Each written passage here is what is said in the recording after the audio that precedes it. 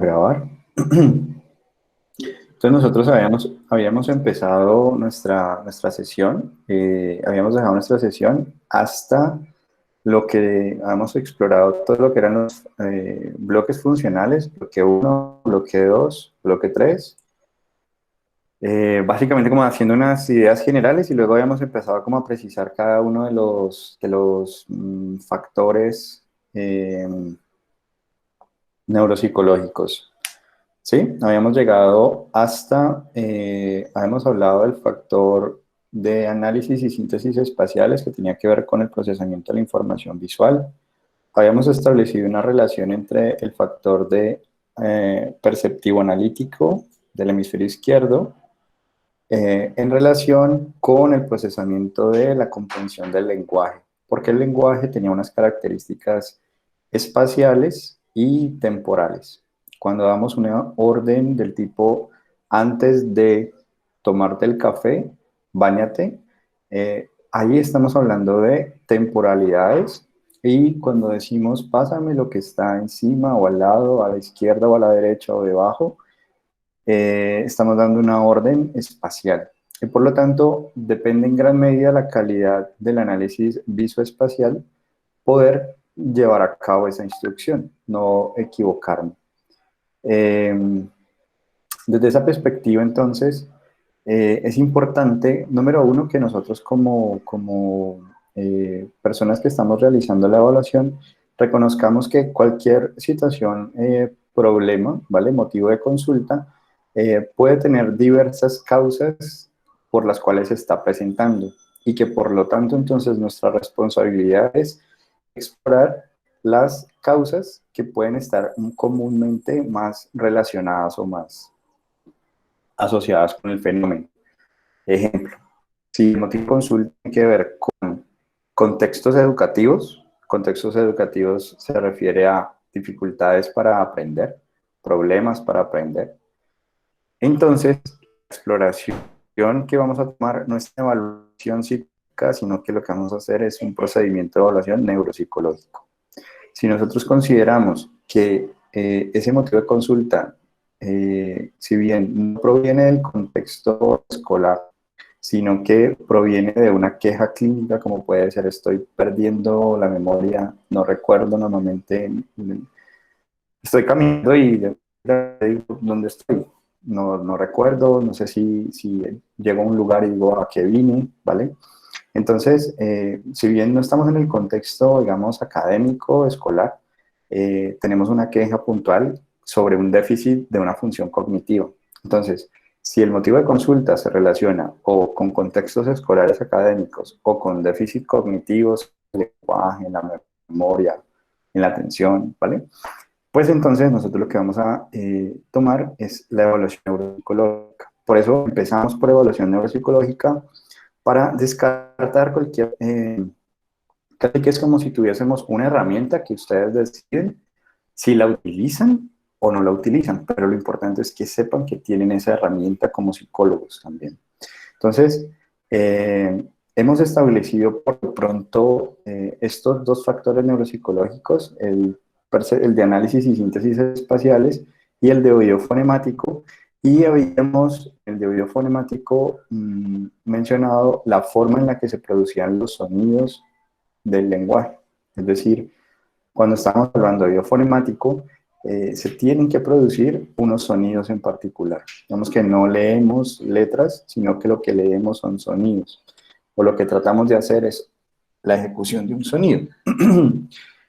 Desde lo que hablamos de la sesión anterior a hoy, de pronto por lecturas, porque tuvieron tiempo como para con calma pensarlo, ¿tienen alguna inquietud? O a lo que me refiero es, ¿estamos en verde respecto a eso? ¿Estamos en amarillo? Hay cosas que de pronto no tengo muy claras, cosas que de pronto están en rojo porque no las entendí, para poder continuar, porque lo preocupante con esto es cuando empezamos a meter mucha información con base en información que no ha quedado clara. Necesitamos la poca información que tenemos hasta el momento que quede clara para posteriormente incluir un poco más de información que podamos utilizar. Porque de lo contrario, si no le vemos utilidad, o sea, si yo les digo, mira, esto que te voy a enseñar nunca lo vas a utilizar, difícilmente te va a interesar aprenderlo. Pero esta que estamos viendo aquí es algo que ustedes van a utilizar casi que de forma cotidiana en todos los escenarios, en el ámbito organizacional, hasta el clínico como el social, pero es más típico encontrar en el ámbito clínico y educativo, ¿vale? Pero realmente donde participa una acción humana, participa un factor neuropsicológico. Entonces, la señal de alarma, los signos de alarma, los signos que nosotros codificamos como un DSM o un CIE-10 en una categoría de diagnóstico, realmente lo que nos está llevando es a decidir cómo, qué factor está relacionado con que se esté presentando ese tipo de error. Porque realmente tenemos que reconocer que no todos nosotros tenemos ese tipo de dificultades. Es decir, podemos tener una misma categoría diagnóstica, pero, pero cuando nosotros nos ocupamos de determinar, por ejemplo, la causa y por lo tanto también la intervención, pues nos vamos a dar cuenta que no, no todas las personas tienen un mismo factor débil y por lo tanto entonces, pese a que compartan una misma categoría diagnóstica, la forma de intervención va a ser distinta, porque la causa es distinta. Entonces, lo que yo he señalado, lo que hemos hablado, va bien hasta allí, tienen alguna inquietud, los escucho para continuar, porque de hecho, si no estoy mal, yo no sé si le hablé dentro del primer bloque funcional, que hablábamos del bloque funcional, eh, que nos garantizaba casi que la vida, casi que era como nuestro piloto automático, el que nos ayudaba a regular sueño, hambre, sexualidad, todo este deseo sexual y demás. Estaba en ese primer bloque funcional, pero no recuerdo si yo a ustedes ahí les introduje dos factores psicológicos que están en ese primer bloque funcional, es decir, el fondo de activación inespecífico y el de regulación emocional. Entonces, no recuerdo si lo hablamos o no, para No, precisarlo. no, Ok, creo que no, ok, no, ese no lo hablamos. Pero entonces, otra vez, vale. ¿cómo era? Fondo de regulación emocional y cómo. Entonces, los dos factores que están en el primer bloque funcional se llama fondo de activación inespecífico y el otro factor que está también allí es el fondo de activación emocional o de regulación emocional. Vamos, ambos se llaman fondo de activación, pero uno es inespecífico y el otro es emocional. Fondo de activación inespecífico uno y el otro fondo de activación emocional.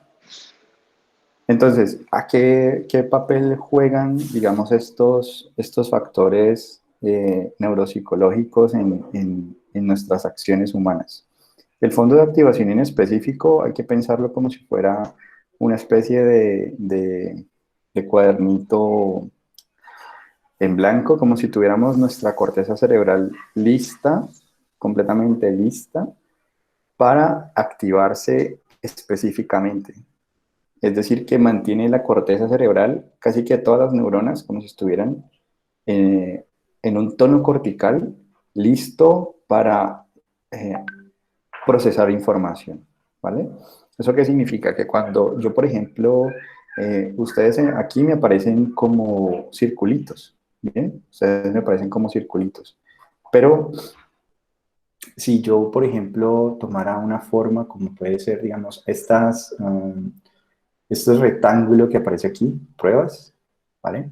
Ese rectángulo que aparece allí, bueno, es un rectángulo bastante alargado, pero un rectángulo. Mis neuronas que están en la corteza occipital, digamos que la neurona A que estaría, digamos, en este punto, y la neurona B que estaría en este punto, y la neurona C que estaría en este punto, y la D que estaría en este punto, cada una de ellas, gracias al fondo de activación inespecífico, están listas para que cuando yo tenga que procesar, por ejemplo, una forma, entonces ellas puedan empezar el proceso de sinapsis, el proceso de disparar de la neurona A a la B, de la B a la C, Y entonces se ve como si fuera muy similar a cómo funciona el mío con sus lucecitas, que son punticos que cambian dependiendo cuál se ilumina, nosotros reconocemos una forma. Entonces a veces el mío dice buenos días, buenas tardes, E31, etcétera, etcétera, pero siguen siendo las mismas lucecitas, solo que lo que cambia es la disposición.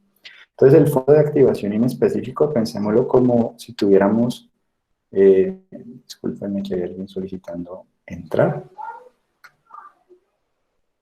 Entonces, pensemos ese fondo de activación inespecífico como si tuviéramos unas lucecitas listas, casi que todo el sistema eléctrico está dispuesto para activarse cuando se necesite. Por eso es un fondo de activación inespecífico, porque no está claro para qué se va a utilizar. O sea, en algunos momentos se va a activar para procesar información visual, en otros auditiva, en otros táctil, ¿vale? Pero el asunto es que tiene que estar en un tono cortical y entonces traducidos al castellano, ese fondo de activación en específico lo que nos permitiría a nosotros es un estado de alerta, un estado de despierto, casi que es un estado de conciencia. O sea, estoy consciente en este momento de lo que está pasando en mi cuerpo, no estoy dormido, ¿vale? Cuando tenemos problemas de sueño, ¿vale? Cuando súbitamente nos quedamos dormidos, cuando tenemos dificultad para conciliar el sueño, ahí lo que estaba, digamos, débil sería este fondo de activación en específico, porque el fondo de activación en específico lo que nos garantizaría es tener este tono cortical según las actividades de nuestra vida cotidiana, mantenernos activos, ¿vale? Este fondo de activación en específico, por tanto, es el primer bloque funcional. Este primer bloque funcional que habíamos hablado de mesencéfalo, puente, médula espinal, puente, mesencéfalo y el tálamo. Entonces, básicamente podríamos decir que este primer factor que estamos hablando tiene mucho que ver con la formación reticular, que normalmente esta formación reticular es porque pasan todas las vías aferentes y eferentes. Es decir, es lo que retroalimenta la corteza cerebral para decir si hay algo que ha cambiado tanto al interior del organismo como en el exterior del organismo. Y si no hay nada que ha cambiado, entonces empieza a aparecer el sueño, empieza a aparecer como, bueno, no necesito activar la corteza cerebral porque no hay cambios en el entorno, ni adentro ni afuera, se mantiene constante. Entonces el primer bloque funcional nos garantiza desde este factor de fondo de activación en específico un estado de alerta, ¿vale? O sea que cuando aparezca un estímulo yo pueda tener un foco atencional. Si yo no tengo este factor, este fondo de activación en específico, sería básicamente como condicionar al perro de Pavlov y el perro está dormido, ¿vale? Eso no tiene, por más que aparezcan luces, electricidad, sonidos, etcétera, va a quedar registrado a nivel de corteza cerebral porque no hay una actividad de corteza, o sea, no hay tono cortical. ¿Listo? Y el otro factor que también está en el primer bloque funcional es el de regulación emocional, o el fondo de activación emocional. Entonces, ¿qué es lo que en últimas nos garantiza este factor? Nos garantiza una estabilidad emocional. O sea, nos garantiza que cuando haya un chiste, pues si usted se quiere reír, se ría, y que si no se quiere reír, no se ría. Y que cuando esté, digamos, hablando con una persona, no se empiece a reír súbitamente del chiste que pasó hace mucho tiempo atrás, sino que usted está en una conversación donde reírse pues no es apropiado. Entonces mantener como la regulación emocional y que, por ejemplo, si estamos felices, pues no terminemos en una manía, o quizá si estamos tristes, no terminemos en una depresión. Que podamos oscilar, nuestras emociones oscilen de forma que podamos mantener, podamos decir que tenemos control de nuestras emociones, ¿vale? Entonces este fondo de activación emocional es básicamente un mecanismo de regulación emocional, de estabilidad emocional. ¿Listo? Eso nos lo garantiza el primer bloque funcional. Ahora, ya con eso, digamos que nosotros podríamos entender un poco por qué la ley jerárquica que hablábamos en sesión anterior, cómo está organizado y cómo funciona, digamos que nuestro sistema nervioso central va en esa línea de que lo más complejo va a regular lo más simple. Entonces, que el primer bloque funcional, que sería como nuestro piloto automático, que es el que genera los cambios corporales, es el que le dice a la corteza cerebral qué ha cambiado a nivel corporal, pues implica entonces que las intuiciones, lo que nosotros consideramos bueno o malo, se basa principalmente en estos cambios corporales que traemos por largo tiempo de nuestra evolución. Es decir, si nosotros vemos a algo que repta, ¿vale? Que hace como este movimiento, nuestro cambio corporal normalmente es de peligro. Nuestro cambio corporal es de que hay algo que no nos gusta. Cuando hay mucha oscuridad, digamos que normalmente la sensación corporal no es de aproximación, es de cierta precaución. Eh, entonces, si nosotros entendemos que nuestra cognición, nuestra corteza cerebral, nuestra conciencia funciona sobre la base de un cuerpo, es porque nosotros, todos los seres humanos y los primates y todos nuestros compañeros mamíferos, compartimos este mm, em, tallo cerebral y lo tenemos desde largo tiempo evolutivo. Entonces, si es así, pues tendríamos que entender que toda nuestra configuración de sujeto, pues tenga, digamos, estos vestigios de que ante algunos estímulos que percibimos amenazantes, inevitablemente nuestro cuerpo va a actuar por toda esa historia evolutiva.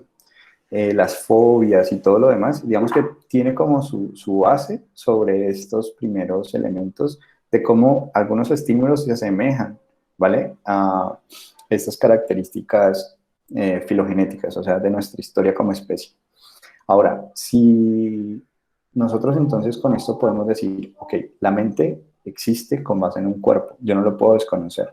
Por ende, es muy importante entender cómo si encontramos que hay personas que tienen dificultades para la regulación emocional, o sea, fácilmente pierden el control de sus emociones, difícilmente vamos a encontrar una persona que a nivel cognitivo, su atención, su lenguaje, esté operando de forma adecuada, correcta.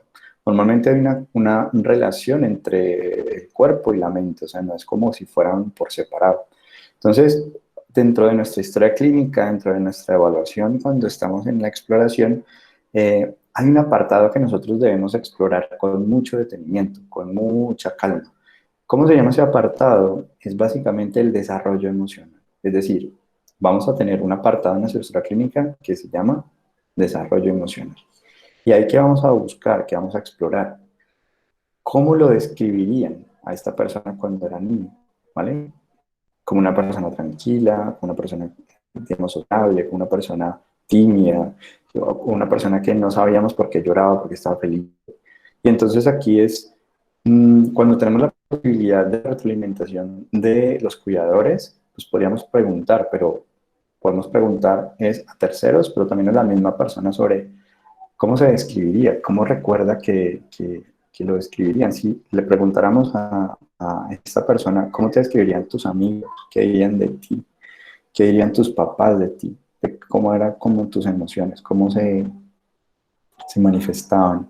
Podrías decir que tenías control de ellas, ¿vale? Es una exploración más, más que nada como para entender un poco el papel que tienen las emociones dentro de toda la configuración que vamos a seguir explorando. Entonces, el desarrollo emocional casi que es un paso obligatorio tanto en la exploración neurológica como psicológica. Y más aún cuando tenemos un motivo de consulta relacionado con situaciones afectivo-emotivas, ¿bien? O sea, trastornos de ansiedad, depresión, ¿vale? Ese tipo de cosas. Pero en este momento, pues vamos a lo neuropsicológico. Entonces, primer bloque funcional va en esa línea. Eh, y con eso, digamos que ahí sí ya tendríamos primer bloque funcional, segundo bloque funcional, habíamos hablado de corteza occipital, hemisferio izquierdo perceptivo analítico, hemisferio derecho perceptivo global, y cómo cada factor, digamos que garantizaba o participaba de forma muy puntual en la acción, en una acción visual. Es decir, pensar siempre que los factores participan en acciones humanas. Entonces, vamos a ver involucrado el factor perceptivo analítico, el perceptivo global, o el factor global de análisis y síntesis espaciales en la corteza occipital, en todas las actividades que tienen que ver con el procesamiento de la información visual. Pero no lo vamos a ver tan presente, ¿vale? Tan presente en actividades de procesamiento audioverbal. Es decir, yo no necesito la visión, ¿vale? Tanto para poder decir si día suena igual a tía, ¿vale? A menos que me tenga yo que leerla. Pero realmente el procesamiento audioverbal, cuando me están dando información audioverbal, no vamos a necesitar mucho el factor perceptivo analítico ni perceptivo global. Y viceversa. Si vamos al perceptivo global, perdón, si vamos al oído fonemático, el oído fonemático procesa los sonidos del lenguaje, en el hemisferio izquierdo el contenido de la información, o sea, nos dice qué dijo, mientras que el oído fonemático derecho nos dice cómo lo dijo, casi que nos ayuda a entender el sarcasmo, nos ayuda a entender estas entonaciones, ¿no?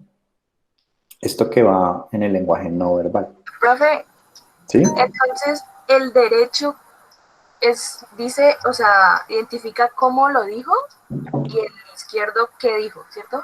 Ajá. Yo lo tenía al revés. Ah, ok.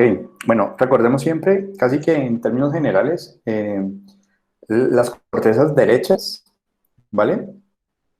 Las cortezas derechas normalmente son menos especializadas que las cortezas izquierdas.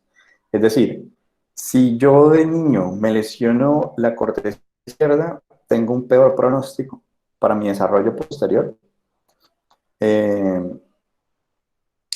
No, tengo un mejor pronóstico para mi desarrollo posterior. ¿Por qué? Porque el hemisferio derecho, al ser altamente maleable, es casi que como si fuera el hemisferio artista. Luego como si tuvieras dos personalidades, como el creativo, el derecho, y el izquierdo tienes al matemático, lógico, pragmático, ¿no? Así, análisis, síntesis. O sea, este ve la totalidad, ve el todo, casi que es la ausencia del yo, ¿no? O sea, no, yo soy parte, el yo no existe, o sea, yo soy parte de todo, me integro a todo, ese es el hemisferio derecho. El hemisferio izquierdo se separa, todo el tiempo tiende a verse como algo separado del otro y de todo. Por lo tanto, si yo me lesiono de niño el hemisferio izquierdo, el hemisferio derecho puede suplir las funciones del izquierdo, pero difícilmente el hemisferio izquierdo va a poder suplir las funciones del derecho. Entonces, lesionarse el hemisferio derecho tendría un peor pronóstico para el desarrollo porque este hemisferio derecho es altamente variable. Básicamente como la plasticidad cerebral, si bien existe a nivel de nuestro cerebro, podríamos decir que la carga plástica mayor está sobre el hemisferio derecho. O sea, tiene más posibilidades de adaptación, mientras que el izquierdo es mucho más rígido, mucho más lógico, mucho más analítico, mucho más separado, ¿vale? Entonces, incluso si quieren, hay una charla en TED que se llama como derrame de iluminación, algo así. Creo que la pueden, a ver si la encuentro aquí rápido. Pero no para que la veamos ahora, sino para que la vean posterior. Eh, este. Es esta señora. Si lo pueden ver, súper, se los recomiendo mucho. Ella es una neurocientífica, se encarga de estudiar la esquizofrenia, o sea, es una referente a nivel mundial de neurociencia cognitiva, específicamente en estudios en esquizofrenia. Ella sufre un derrame cerebral. Entonces, ella era como, ok, soy la neurocientífica que estoy sufriendo un derrame cerebral, estoy estudiando desde adentro, o sea, lo que me está pasando. Y ella lo describe ahí muy bien y muy bonito, entonces se los sugiero pues que lo puedan ver, ¿ok? ¿Listo? Entonces, primer bloque funcional, y entonces para que tengamos presente todos los factores que se encuentran en el lado derecho, ¿vale?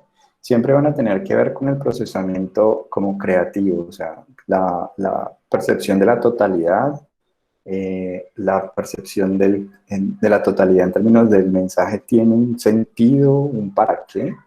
Entonces, tratar de entender ese significado, ese cómo se dice, porque no es lo mismo que yo diga estoy bien, y ese es el mensaje que procesa el izquierdo, pero la forma en la que lo digo quizás no hace que uno diga, no le creo que esté bien, ¿vale?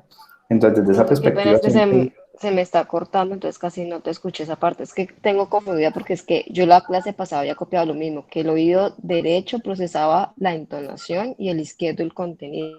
¿Estoy bien o es que estoy, que bastante estoy escuchando entrecortada? sí, estás bien. Profe, ¿era el hemisferio derecho el que el que tenía el procesamiento creativo? Sí, sí, entonces, cuando hablamos de oído fonemático derecho, estaríamos hablando de cómo se dice, o sea, procesa en el lenguaje cómo se mencionó la prosodia, las variaciones del lenguaje, la entonación, ¿listo? Por lo tanto, un psicólogo con lesión del hemisferio derecho a nivel temporal, oído fonemático derecho, pues no va a poder, digamos, va a entender simplemente el contenido, no va a poder entender como el doble sentido, ¿no? El chiste, las variaciones, las formas en las que se puede hacer sentir al otro a través del lenguaje. Entonces, eh, por eso, oído fonemático de hecho, ¿cómo se dice a nivel del lenguaje? Perceptivo global a nivel visual, proporciones y totalidad. O sea, es lo que nos dice, junta los pedazos que le da el hemisferio izquierdo y nos dice qué vimos. Nos dice entonces, es el rostro de mi mamá, ese es el rostro de mi hijo, ese es el rostro de mi estudiante, ¿vale? Podamos hacer esas totalidades, ¿vale? Mujer, es un hombre, cuando procesamos entonces percepción global al hemisferio derecho, percepción de totalidad, oído fonemático derecho, hemisferio derecho, también totalidad, prosodia, como lo dijo, ¿listo? Mientras que a nivel izquierdo, perceptivo analítico, detalle, espacialidad, metría, en qué ubicación espacial está, en qué temporalidad se encuentra. Eh, También indicar, por ejemplo, dónde, dónde está, de qué color, por ejemplo, es una figura, eh, ¿vale? Detalles, detalles. Y el oído fonemático izquierdo procesa los sonidos del lenguaje y se centra exclusivamente en procesar el contenido, el contenido. ¿Ok? Entonces, con eso, digamos que tenemos a nivel del polo posterior, el polo sensitivo, el segundo bloque funcional, podríamos decir entonces que ahí encontramos factor relacionado con el procesamiento del lenguaje, de la información audioverbal, o sea, casi que pensar en nuestra oreja y decir, ok, ¿cómo procesamos todo lo que nuestra oreja registra? Se llama oído fonemático. Y cómo procesamos lo que nuestros ojos registran se llama factor de análisis y síntesis espaciales, pero entonces dividido por perceptivo analítico y perceptivo global. ¿Vale? Hasta ahí vamos bien. Y si tienen preguntas, pues ¿vale? Para que Profe, podamos ¿esos, continuar. esos hacen parte entonces del segundo bloque funcional? Sí, ya digamos que lo que estamos hablando ahorita ya hace parte del segundo bloque funcional. O sea, ya digamos que lo que estamos ubicándonos es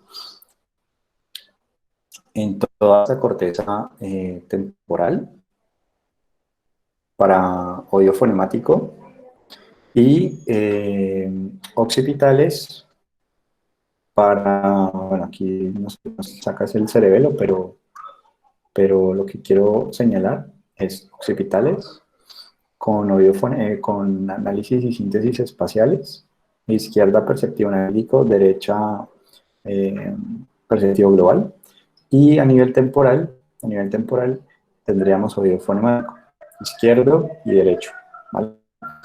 Ya una vez estamos aquí, ¿vale? Una vez que ya estamos aquí, hay unos factores de memoria, o sea, tenemos un procesamiento de la información visual, son unos factores que se dedican a decirnos qué vemos, ¿listo? Y factores que nos dicen qué escuchamos. Asimismo, entonces vamos a tener unos factores que se dedican a almacenar esa información, ¿vale? Entonces, vamos a hablar de dos factores que también vamos a encontrar a nivel del segundo bloque funcional y son los factores relacionados con la memoria. Entonces, vamos a hablar de una vez. Uno se llama factor Profe, qué pena, lo izquierdo. interrumpo. ¿Podrías repetir? Es que como se escucha entrecortado, lo último no te entendí nada. Sí, profe. Dale. ¿Se está entrecortando mucho? Sí, profe, horrible. Y se ve todo borroso. ¿En serio? Mm, vení, voy a Pero cerrar ha mi sido como cámara. los últimos 3 minutos, realmente, no ha sido todo el tiempo, tranquilo. Vamos a ver. La cara de Estuve solo. angustia. Sí, no, Pato, voy a cerrar la cámara mía, a ver si con eso también de pronto mejora un poco la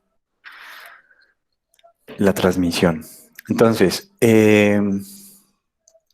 lo último que hemos dicho es que tenemos un lóbulo occipital y ese lóbulo occipital entonces se encarga de procesar lo que nuestros ojos ven. Entonces, ¿qué vemos? Lo que vemos se corresponde entonces con nuestro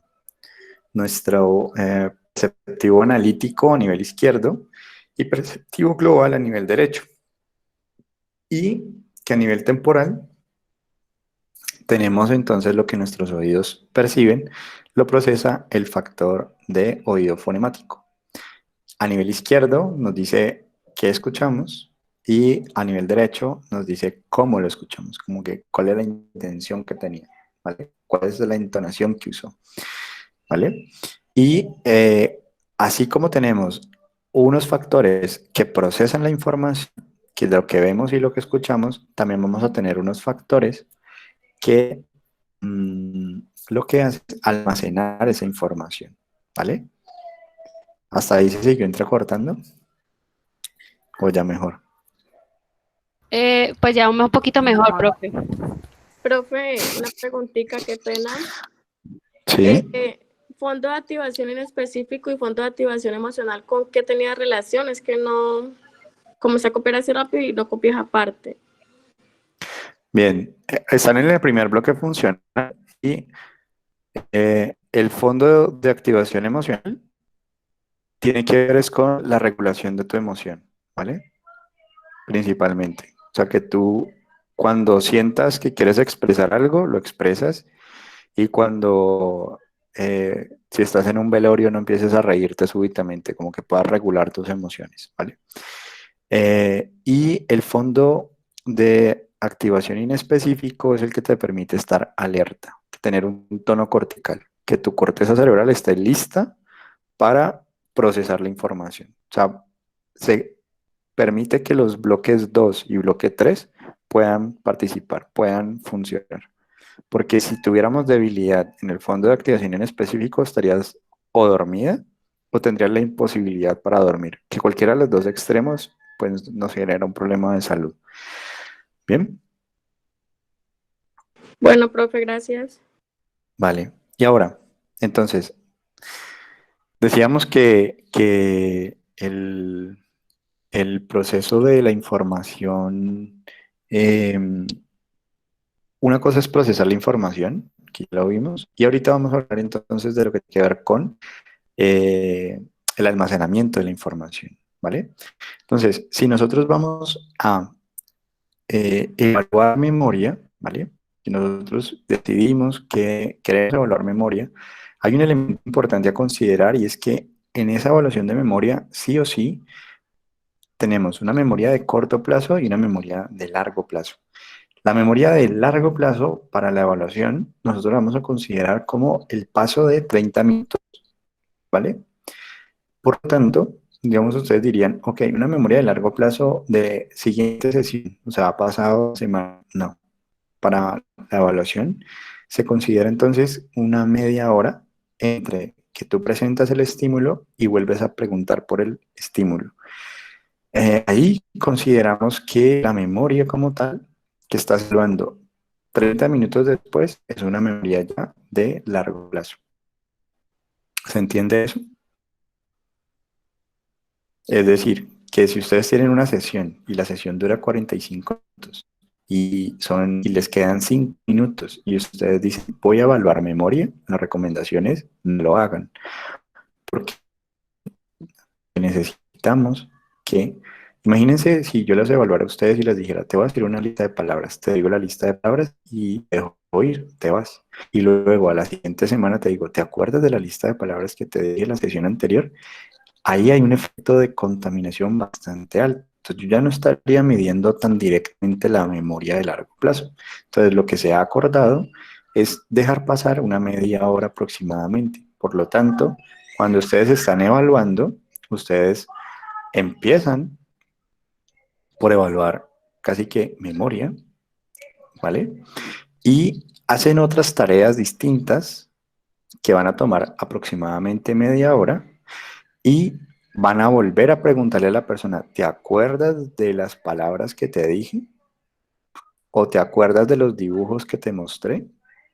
Y entonces, en ese lapso de tiempo, ya podríamos decir que estamos evaluando una memoria de largo plazo. Entonces, la primera vez que evaluamos memoria es memoria de corto plazo. Hacemos otras tareas que toman media hora y al evaluar nuevamente tenemos una memoria de largo plazo que podemos constatar. Entonces, obligatorio para que no se les olvide. Si ustedes deciden evaluar memoria, fíjense en el tiempo. Si ustedes dicen, voy a evaluar memoria, significa que vamos a empezar por evaluar memoria. Porque para poder evaluar la memoria a largo plazo necesitan que transcurra media hora, no más de media hora. ¿Vale? Por lo tanto, si van siendo las y 40 y ustedes empiezan a evaluar memoria, significaría que se van a quedar con su paciente al menos 2 horas. Y normalmente el factor cansancio juega un elemento importante, que puede que yo te responda mal, pero porque ya estoy agotado por las tareas previas que he realizado, que me has aplicado. ¿Vale? Entonces, ¿se entiende la diferencia entre evaluar memoria de corto plazo y evaluar memoria de largo plazo? Ahorita vamos a mirar en detalle, pues, cómo se evalúa y tal, pero que se entienda que si voy a evaluar memoria, tengo que dejar pasar media hora entre la evaluación de corto plazo. Entonces, una evaluación de corto plazo sería, si es una memoria audioverbal, voy a presentar sonidos, palabras, voy a darte una lista de palabras, ¿vale? Y cuando te digo, mira, escucho con atención y te digo, doy la lista y luego te digo, ¿recuerdas cuáles fueron las palabras que te dije? Ahí es corto plazo, no ha pasado ni un minuto, ¿vale? Y cuando hacemos otras tareas y yo te digo, ¿recuerdas la lista de palabras que te dije al principio? Ahí ya han pasado 30 minutos, ahí yo ya estoy evaluando una memoria de largo plazo. ¿Se entiende eso?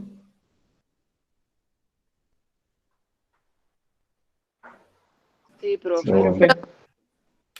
Ok, ¿y se está entrecortando demasiado o está bien?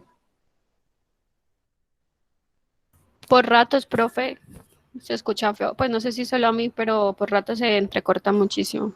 A mí también. Sí, también.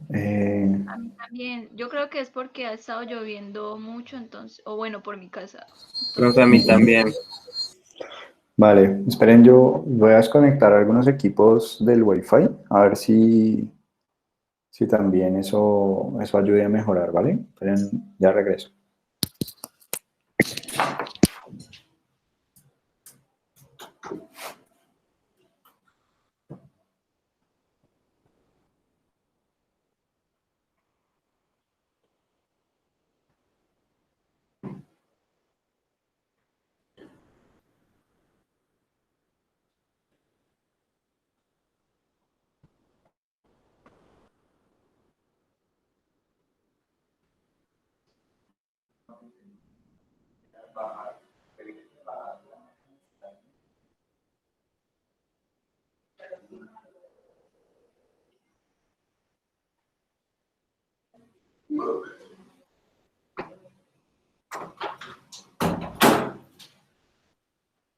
Ay, ay, ay. Bueno, ahí vamos a ver, desconecté unos equipos a ver si mejora un poquito. ¿Qué era lo otro? Ah, bueno, Hasta el momento lo que hemos nosotros señalado es, mejor dicho, de lo que he hablado hasta el momento, entrecortado y demás, que, que de pronto necesitan que precise, que aclare. A sentir Profe, la evaluación de... de corto plazo. ¿Sí? ¿Cómo? La evaluación de corto plazo. Ok, la memoria de corto plazo. Básicamente, lo que hay en corto y largo plazo es simplemente una variable de tiempo. Entonces, cuando estás evaluando memoria de corto plazo, prácticamente no pasa más de 1 minuto, 2 minutos en la exploración de esa memoria. Prácticamente muestras los estímulos. Si son estímulos audioverbales, estás evaluando memoria audioverbal. Si muestras estímulos visuales, estás evaluando memoria visual.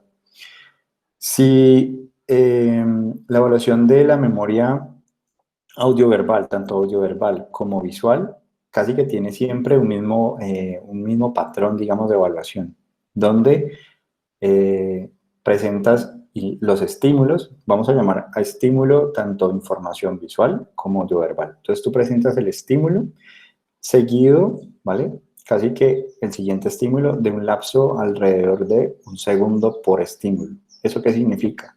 Que si, por ejemplo, del lado derecho ustedes tienen el listado de palabras que se corresponden con la imagen, ¿vale? Entonces, si yo fuera a evaluar memoria de corto plazo, ¿listo? Digamos que yo diría, por ejemplo, les digo, presental gyrus, central sulcus, postcentral gyrus, una palabra por segundo. No puedo ir rápido, casi que presenta el gyrus, central gyrus, sino que es una por segundo, ni tan lento como para decir presental gyrus, central sulcus, sino que tenga que una por segundo, constancia. No muy rápido, no muy lento. Igual para los estímulos visuales. Entonces, igual yo les voy a mostrar cómo se haría la evaluación, tanto aquí, por ejemplo, ustedes tuvieron el manual de la ENI breve, tanto para adultos como para niños, para poder dar un poco más de cuenta de cómo se hace la exploración. Ahorita la vamos a mirar con base en esa tarea. Y también les voy a mostrar otra tarea para exploración también de memoria y atención y demás. Pero por lo pronto vamos a dejar claro, digamos, esta herramienta de factores neuropsicológicos.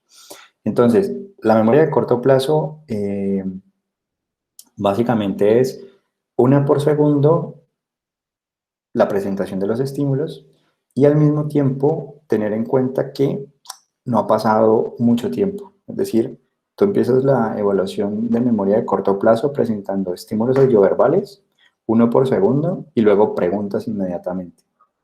Ya no ha pasado más de 1 minuto desde que la presentas los estímulos.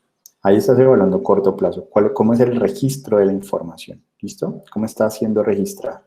Entonces, si nos vamos a la prueba, ¿vale? Voy a colocarles la prueba, la ENI breve. Profe, ¿Sí? estos 2 factores de almacenar la información hacen parte del segundo bloque funcional. Sí, siguen haciendo parte del segundo bloque funcional. Entonces, miren, por ejemplo, llegamos a la memoria, ¿vale? Entonces, en la memoria, aquí, por ejemplo, hay una diferenciación que hace el histórico cultural. Al histórico cultural, digamos que le interesa mucho saber la diferencia que hay cuando una persona sabe que le van a preguntar, es decir, es una memoria voluntaria. Oye, te voy a preguntar, presta mucha atención a la diferencia que hay entre una persona cuando no se le advierte, que sería involuntaria. Entonces, la memoria voluntaria básicamente depende del nivel de conciencia. Voluntaria sería, sé que me van a preguntar, involuntaria sería, no sé qué me van a preguntar. Por lo tanto, la forma de aplicación de esta primera parte, donde dice memoria involuntaria, nosotros lo que haríamos sería, delante de la persona que no pueda leer estas letras, colocaríamos nuestra hoja, digamos, de respuestas y le diríamos, repite estas palabras. después de que yo termine. Foco, duna, piel. Entonces, lo que les había dicho de una por segundo es foco, duna, piel, ¿vale? Y entonces, apenas yo termino esa, le digo, ahora tú. Y entonces él me debe decir lo que entendió, ¿vale? Entonces puede que me diga foco, en una me diga luna, puede que en piel me diga piel. Entonces yo voy a registrar tal y como él me lo dice. Porque es importante yo saber cómo lo está repitiendo, porque cuando me lo repite, yo verifico cómo está siendo registrado. Entonces, fíjense que bien, estamos explorando la memoria, ¿vale? Si yo tengo una debilidad de oído fonético, ¿sí? Significa que yo puedo escuchar duna, pero como no es una palabra muy frecuente, yo puedo decir, pues yo de pronto no estoy bien, ya he oído luna, ¿vale? Y la cambio. Entonces, ¿cómo el oído fonemático va a incidir sobre el desempeño en la memoria? Ese es un error, digamos, que es muy típico cuando hay debilidades de oído fonemático, ¿vale? Porque no puedo procesar adecuadamente la información audioverbal. Como esta es una tarea que para su correcta ejecución depende del procesamiento de la información audioverbal, significa que si yo soy el evaluador, tengo que vocalizar bien.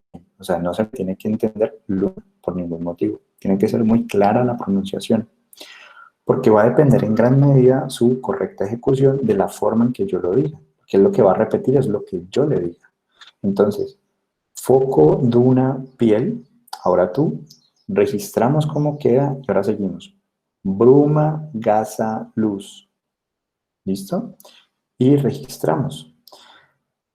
Hasta aquí es simplemente para ver cómo está quedando registrada. O sea, lo que llamaríamos en la memoria la fase de codificación de la memoria. Cómo queda almacenada, ¿vale? Y obviamente, si una persona escucha en vez de duna, luna, pues cuando yo le diga, repíteme las palabras que escuchaste, que sería la fase de evocación, ¿cómo lo haríamos? Le diríamos, ¿podrías repetirme la primera serie de palabras que te dije? El primer grupo de palabras que te dije. Entonces él va a decir foco, luna, si lo registró así, va a decir luna y luego piel, ¿vale? Entonces es importante nosotros verificar cómo está siendo registrada, porque así mismo entonces vamos a entender cómo es que va a ser evocada. Entonces, hasta este momento es una memoria involuntaria porque yo no le he advertido, no le he dicho, mira, presta atención porque te las voy a preguntar. Yo simplemente le he dicho, repite estas palabras. Entonces él cree que es una tarea simple de repetición de palabras. Foco, duna, piel, bruma, gasa, luz. Y ahora yo le digo, por eso es una memoria involuntaria. ¿Recuerdas el primer grupo de palabras? Y él lo dice. ¿Recuerdas el segundo grupo de palabras? Y él lo dice. O ella lo dice. Registramos, ¿vale? Y ahora la diferencia con la memoria voluntaria es que nosotros, ¿vale? Nosotros diríamos, ok, yo te voy a decir unas palabras nuevamente. Ahora, presta mucha atención porque te las voy a preguntar, ¿ok? Y vamos nuevamente, foco, duna, piel, bruma, gasa, luz. Pero entonces recordar que siempre vamos, primera serie, foco, duna, piel, ahora tú. Segunda serie, bruma, gasa, luz, ahora tú. Y ahora, repíteme el primer grupo de palabras y repíteme el segundo grupo de palabras. ¿Qué es lo que sucede aquí? Que si ustedes lo notan, esta persona ya ha estado familiarizada porque no han cambiado la lista de palabras. Es decir, que podríamos decir que esta persona tuvo dos ensayos. En uno no sabía, en otro le están advirtiendo que le van a preguntar, pero es volver a recordar. Entonces él puede decir, ah, no era luna, era duna, y listo, y aquí lo corrige, ¿vale? Entonces es poder notar esas diferencias entre memoria voluntaria e involuntaria.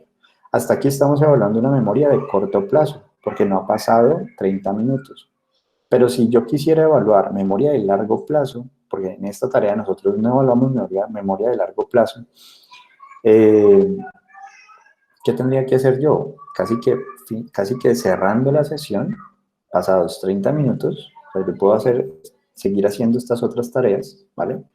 Y una vez terminado, vuelvo nuevamente y exploro. Si han pasado 30 minutos, yo ya podría decirle, ¿y cómo le lo exploraría. ¿Te acuerdas de la primera lista de palabras que te dije? ¿Te acuerdas de la segunda lista de palabras que te dije? Con eso, yo ya podría estar explorando una memoria de largo plazo, aun cuando esta tarea no esté pensada para explorar memoria de largo plazo. ¿Vale? ¿Se entiende? Igual, vamos a ver una tarea, o sea, vamos a ver una prueba para explorar tanto largo plazo como corto plazo.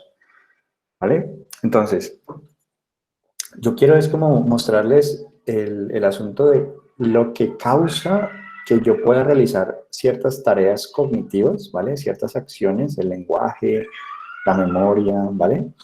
Y cómo todas estas funciones cognitivas pues participan en los diferentes comportamientos humanos y que nosotros podamos entender, bueno, de pronto será por causas de una situación como dislexia, que yo estoy desarrollando una depresión, o sea, estoy deprimido porque no comprendo la lectura, o es un asunto en el cual la depresión está enlenteciendo mi capacidad cognitiva, está enlenteciendo mis procesos atencionales y esto está generando que yo no pueda leer. ¿Cuál es la razón? O sea, ¿cuál es la depresión o es la dislexia? ¿Cuál es la relación que existe? Eso es algo que nosotros, digamos que todo el tiempo nos vamos a ver abocados, enfrentados. Y por lo tanto, hemos hablado entonces de memoria audioverbal y memoria visual. ¿Cómo se llaman entonces esos factores? Realmente ponemos la palabra factor de retención audioverbal para la memoria audioverbal, ¿vale? Factor de retención visual para la memoria visual. ¿Listo? Entonces, la audioverbal tiene que ver con el registro y evocación de ítems audioverbales. El factor de retención visual tiene que ver con la retención y evocación de estímulos visuales. Por lo tanto, copiar letras, entonces copiar letras con la mano derecha y reproducirlas con la mano izquierda. Nosotros ahorita en este momento, yo pensaba que en la siguiente clase podríamos centrarnos en la aplicación de ese instrumento y empezar a complementarlo con la evaluación neuropsicológica infantil, que vamos a verla porque también pienso que es importante que dediquemos también un momento a lo que tiene que ver con la evaluación psicológica, ¿bien? Entonces, vamos a darle a la evaluación neuropsicológica, a la evaluación psicológica, a los métodos de diagnóstico, para terminar entonces con cómo construimos pues, un informe, o sea, qué es lo que tendríamos que hacer en el proceso. Entonces, hasta este momento hemos hablado en el segundo bloque funcional de oído fonemático, perceptivo analítico, perceptivo global, factor de retención audioverbal y factor de retención visual. ¿Listo? Hasta ahí hemos hablado, digamos, de estos elementos. Ahora nos hace falta que hablemos de el factor que están en los lóbulos parietales. Entonces, en los lóbulos parietales nosotros vamos a encontrar con cinético y sinestésico, o sea, todo lo que tiene que ver con el movimiento, la acción, el tacto, todo lo que es la piel, ¿vale? La vamos a encontrar aquí en el lóbulo parietal, ¿vale? Entonces, vamos a mirar por separado cada uno, ¿sí? Entonces, lo que en este momento vamos a colocar aquí es, entonces, cinético y sinestésico. ¿Vale? Esos son los dos factores de los que vamos a hablar ahorita, que están relacionados con el lóbulo parietal y que tienen que ver entonces con el procesamiento de la información táctil, de lo que tiene que ver con la piel, con las acciones. El componente motor, por dicho, ustedes dicen, tengo un motivo de consulta que está atravesado por alguna dificultad en el movimiento. habría que empezar a inclinarnos a pensar sobre estos dos factores. Entonces vamos a precisarlos cada uno de ellos. El factor cinético, ¿vale? El factor cinético, este primero que tenemos aquí, es un factor que está relacionado principalmente con que nosotros, pensémoslo como en términos de fluidez del movimiento.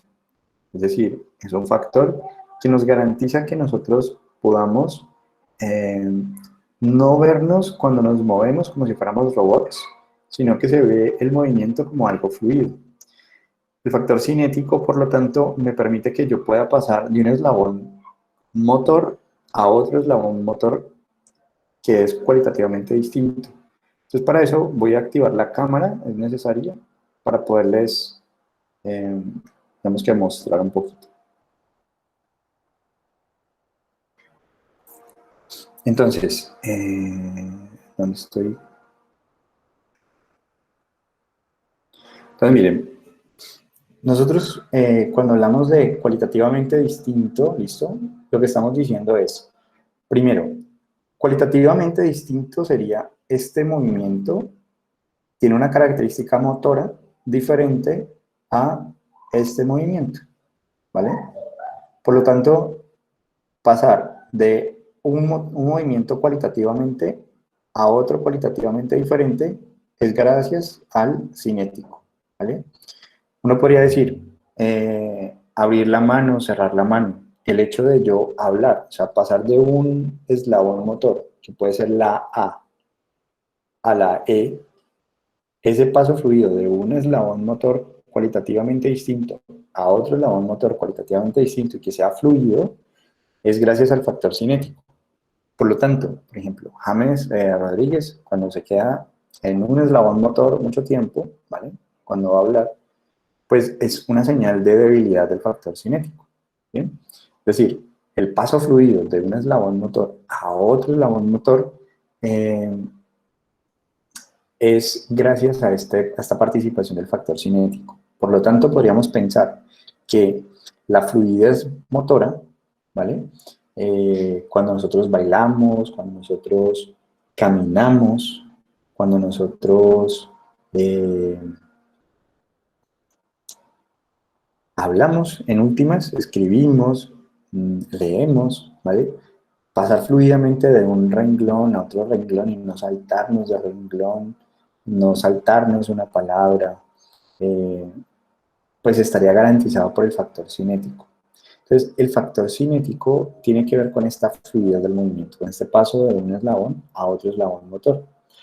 Si entendemos eso, ¿vale? Entonces vamos a mirar que necesitamos entonces la precisión del movimiento. Ahí lo que hemos hecho es garantizar fluidez, pero no significa que esa fluidez sea precisa. Entonces la precisión del movimiento está garantizada por el factor sinestésico, ¿vale? Entonces el factor sinestésico, este factor sinestésico que tenemos acá, es un factor que en últimas lo que nos está garantizando es el tacto. Lo que nos está garantizando es esa precisión motora. Por lo tanto, cuando ustedes se meten la mano, digamos, al bolsillo y sacan la moneda de 100 en vez de la de 500, o sacan la USB, o sacan las llaves de la casa o del carro, lo que necesitan sacar de su bolsillo, de su cartera, de la maleta, es gracias al factor sinestésico. O sea, lo que nos posibilita entonces es la precisión táctil, que ustedes puedan sentir y decir, ok, listo, esto es lo que necesito y sacarlo sin mirar, ¿vale? Sin mirar. Por lo tanto, el factor sinestésico, cuando ustedes están en unas tareas motoras como bailar, por ejemplo, están en una clase, digamos, de aurorumba, y entonces ustedes dicen, ok, voy a tomar para la derecha, cuando el profesor va para la izquierda, pues indicaría, digamos, una debilidad sinestésica. Fallo en la espacialidad, fallo en la precisión. Entonces, hacer movimientos como con los dedos de precisión, ¿vale? Es gracias al factor sinestésico. El aparato fonoarticulador, o sea, mi boca, mi faringe, ¿vale? Mi nariz, para yo poder producir un sonido, necesito ubicar mi lengua y mi aparato fonoarticulador específico en un punto y modo distinto, como veíamos en el oído fonemático, los diferentes sonidos del lenguaje. Entonces, si yo necesito una precisión de esa magnitud, me la garantiza el sinestésico. Entonces, ponerlo en un eslabón cualitativamente distinto, como puede ser la S, que sería S, a una R, que sería R, pues entonces ese paso fluido de S, R, me lo garantiza el cinético, que es la fluidez. Pero que sea preciso el movimiento, que yo haga una S cuando quiero hacer una S, que haga una R cuando quiero hacer una R, es puro sinestésico. ¿Listo? Entonces tiene que ver con el tacto y tiene que ver también entonces con la fluidez del movimiento, ¿vale? Con la continuidad del movimiento. Estos dos factores, por lo tanto, garantizan la acción, ¿vale? Entonces ustedes dirían, ok, o sea, prácticamente, ¿dónde no veríamos la participación de estos factores? Pues en el oído, es decir, en el oído fonemático, cuando son tareas audioverbales, reconocimiento audioverbal, no lo necesitaríamos mucho, ¿vale? Porque uno diría, en el reconocimiento visual, pues uno necesita pasar con los ojos y mirar y demás. Pero aún así, principalmente no lo vamos a ver en ese tipo de tareas, procesamiento audioverbal, pero sí lo vamos a ver involucrado en todas las tareas que requieran el movimiento, ¿vale? Entonces el lenguaje, la escritura, la lectura, por lo tanto, pues es muy complejo cuando tenemos una debilidad en alguno de estos factores. La escritura, por ejemplo, que ustedes lo van a decir, profe, cuando estamos viendo proyectivas, profe, es que está escribiendo demasiado fuerte, demasiado duro, demasiado repintado, ¿no? Que uno puede poner el dedo por detrás y nota que la hoja, digamos, está marcada. Nosotros tendríamos que mirar si esta situación es una situación psicológica, ¿vale? O es una situación ligada con la debilidad de un factor motor, como puede ser el factor sinestésico. O sea, la precisión motora, por ejemplo, digamos, para yo escribir, tengo que separar mi muñeca de mi brazo. O sea, yo no escribo con mi hombro y mi cuerpo, pero hay niños que esta separación de motricidad fina todavía no lo han logrado, que de hecho escriben con un agarre inmaduro, que es engarra. Entonces, está buscando un lápiz, pero no tengo por acá. Entonces, lo que nosotros vamos a decir es que la motricidad fina en últimas pues, va a ser sinestésica, ¿vale? La precisión motora va a ser sinestésica, la conciencia táctil, la memoria táctil, sinestésica, y a nivel cinético, la fluidez del movimiento, ¿vale? Entonces, podríamos decir, bueno, este es un niño que este trazo, esta característica de trazo, que puede ser interpretada a nivel psicológico como una conducta agresiva, como una conducta disruptiva, etc., si se deberá también a una causa de debilidad madurativa, es decir, eso es el niño que quiere acariciar, pero tiene dificultades para regularse motormente y golpea. Normalmente, ¿qué hacemos cuando estamos muy pequeños? Estamos aprendiendo a controlar, digamos, casi que la precisión. Una caricia es muy, muy compleja de realizar. Es más fácil el golpe, ¿no? Porque no necesitamos controlar nada. Solamente va el golpe y es hacer daño. Entonces, que la caricia tiene una intención. Y esa intención, entonces, esa caricia, ese control, es un control que es sinestésico principalmente, y la fluidez de la caricia, ¿vale? Que no se sienta que tiembla la mano, que va y luego como un robot, es cinética. Entonces hasta aquí hemos visto los factores del segundo bloque funcional y vamos a terminar entonces con el tercer bloque funcional. No sé si hasta este momento, hasta lo que hemos hablado, tengan alguna inquietud. O sea, ¿se entendió la diferencia entre cinético y sinestésico? Sí, profe. Profe, entonces cuando una persona tiene problemas de lateralidad, ¿también tiene que ver con Sí. el cinético? Tendría que ver la lateralidad. ¿Con qué creerías tú que tendría más que ver? ¿Con el cinético o con el sinestésico? Pues Sinestésico, Sinestésico. ¿vale? Sinestésico. ¿Por qué con el sinestésico? Porque estamos hablando de esta conciencia corporal, o sea, esta casi que precisión. Entonces, derecha es derecha, esa precisión de derecha, izquierda, es sinestésica. Que tú puedas hacer esto preciso, ¿vale? Y que no termines haciendo esto es sinestésico. Que tú puedas casi que bailar y poner la pierna en una pose particular, ¿vale? Es sinestésica, la precisión, ¿vale? Una postura, ¿bien? Los que hacen tai chi, los que hacen yoga, todas esas posturas, precisiones son sinestésicas.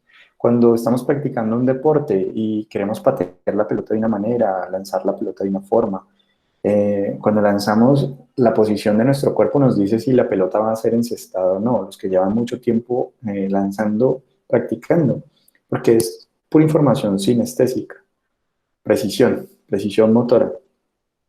Pero la fluidez, la concatenación de diferentes cualidades motoras, una cualidad motora sería esta y otra cualidad motora sería esta. El cambio, digamos, de la mano abierta a la mano cerrada, hacer este movimiento es cinético. Pasar de aquí a aquí es cinético, ¿vale? Pero entonces, por lo tanto, el movimiento se garantiza sobre la base de esta participación, pero saber entonces, si tengo, por ejemplo, una dislexia cinética, por debilidad cinética, es diferente a tener una dislexia por debilidad sinestésica. Y por lo tanto, la causa de trabajo y de rehabilitación pues va a estar centrada exclusivamente en términos de cuáles son esos factores que tenemos fuertes para fortalecerlos mucho más y que en esas fortalezas que se tienen, los factores débiles no se noten tanto. O sea, su participación sea suplida por el factor fuerte. Así que la debilidad sinestésica no se nota tanto porque la cinética empezó a mejorar su precisión, ¿vale? Su fluidez.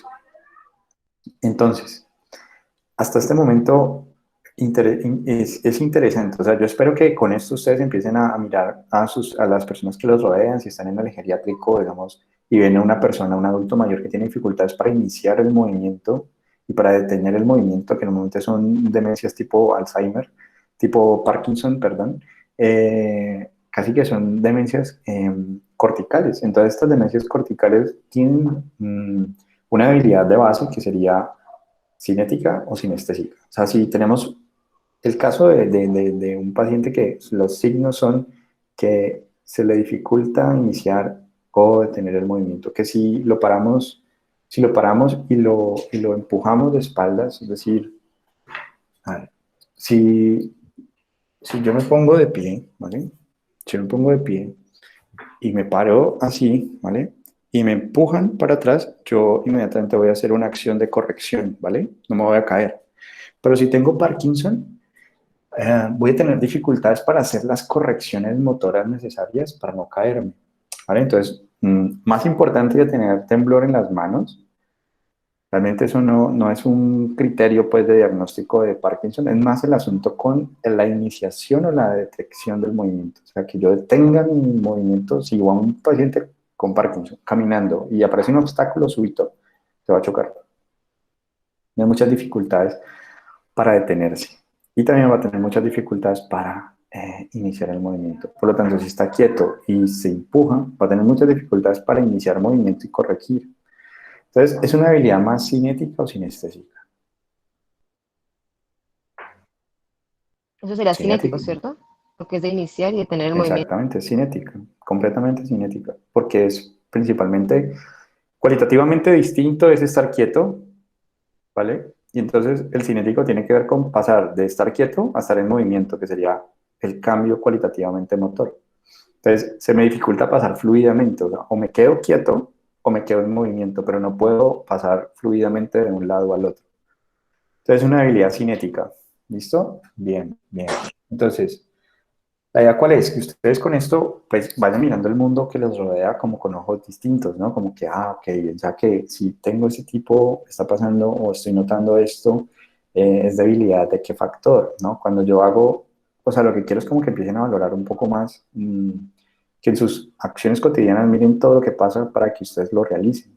Es como entender un poco de que casi que podemos decir que teníamos un órgano de lectura. diferente al órgano de la escritura.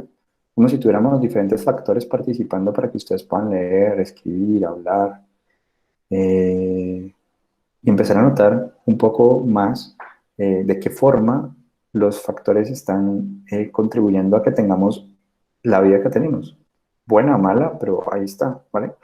Entonces, hasta allí hemos hablado del segundo bloque funcional, los factores neuropsicológicos del primer bloque y segundo bloque funcional, ¿vale? Ahorita vamos a hablar del tercer bloque funcional, que es el factor de regulación y control, ¿vale? El tercer bloque funcional, ¿vale? El factor de regulación y control. Entonces, este bloque funcional es el tercer bloque, es básicamente pensarlo como el lóbulo frontal, ¿listo? En el lóbulo frontal, entonces, es el polo psicológico, el polo que toma acción, que toma decisiones, es el que jerárquicamente es el tercer bloque y por lo tanto regula qué información se procesa, de qué forma se procesa y a qué le vamos a prestar atención, a qué no le vamos a prestar atención, ¿sí? Por lo tanto, el factor que está en el tercer bloque funcional es el de regulación y control. Entonces, ¿qué garantiza el tercer bloque funcional y en particular el factor de regulación y control? Es el factor que nosotros nos permite, ¿vale?, que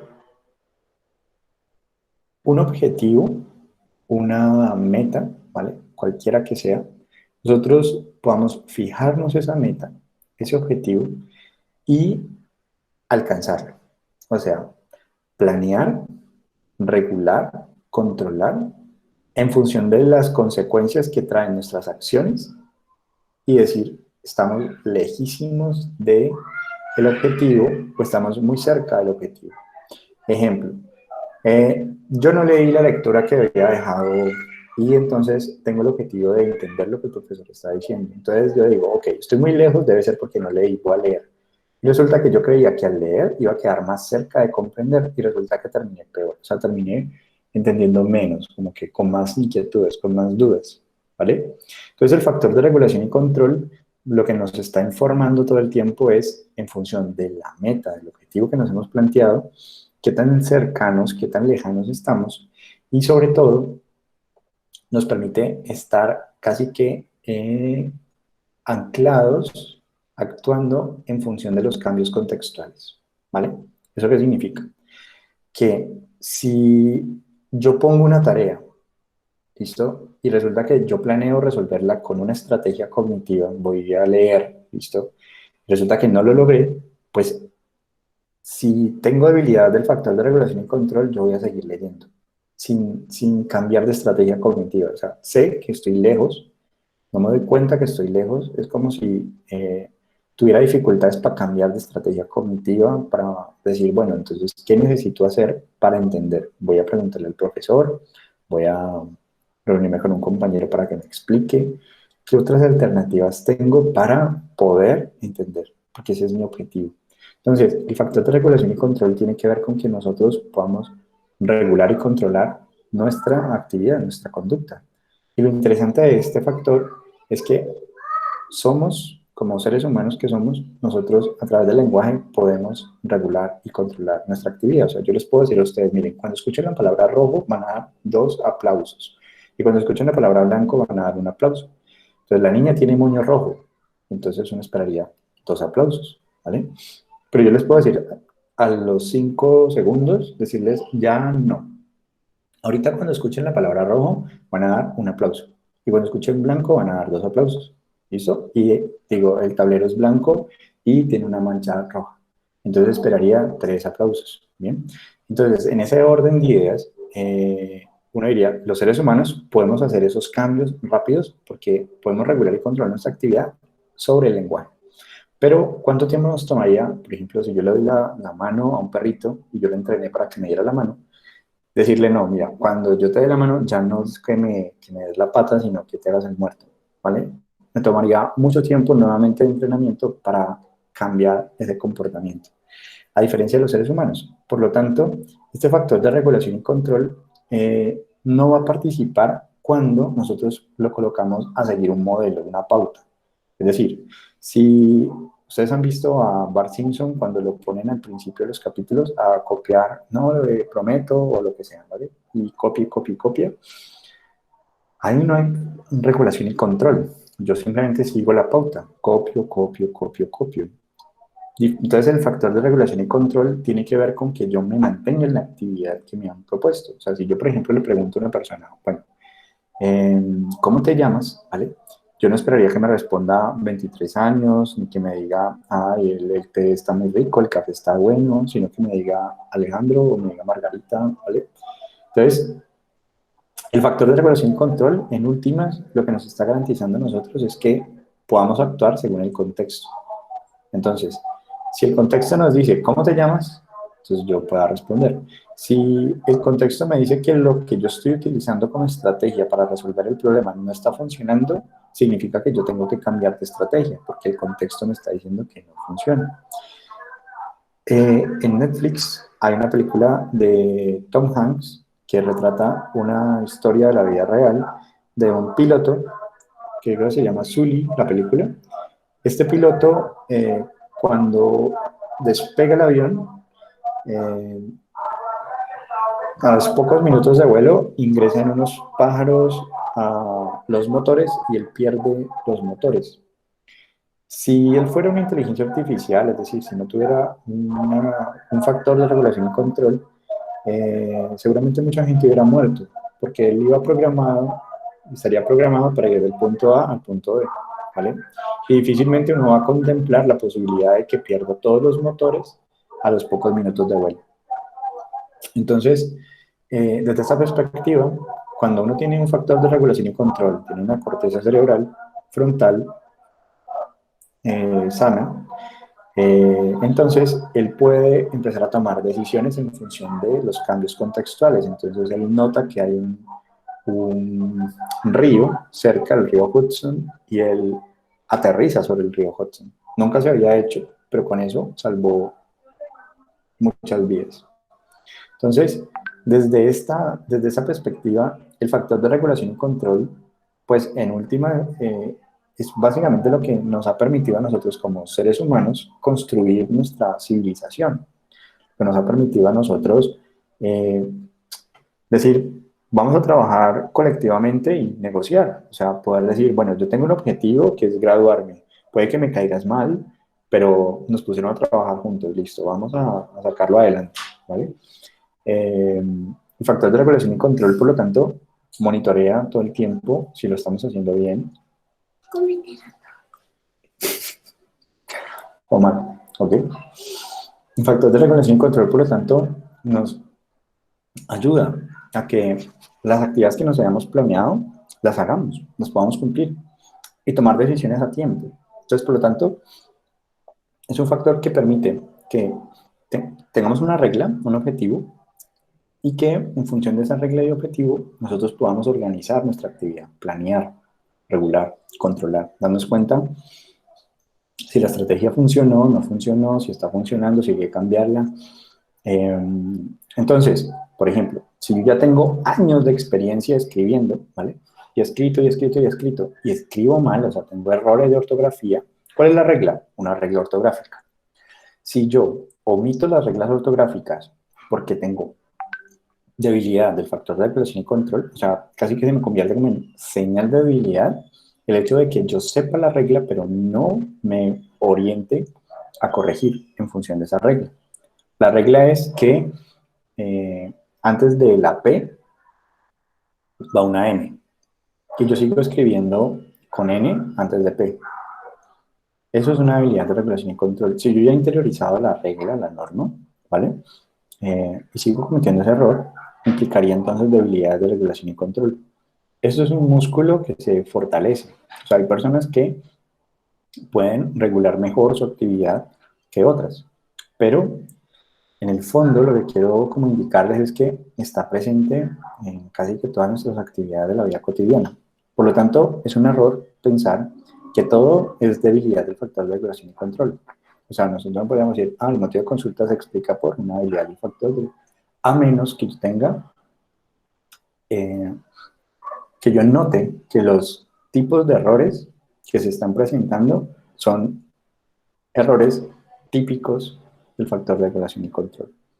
Es decir, errores típicos de este factor es el hecho de que perdamos el objetivo, que no regulemos y controlemos la actividad. Bien, o sea, que cometa errores y no me dé cuenta, o sea, no diga, oh, perdón, me equivoqué. ¿Puedo corregirlo? ¿Vale? Hasta aquí tenemos entonces factor de regulación y control y el conjunto de factores neuropsicológicos. ¿Qué preguntas tienen?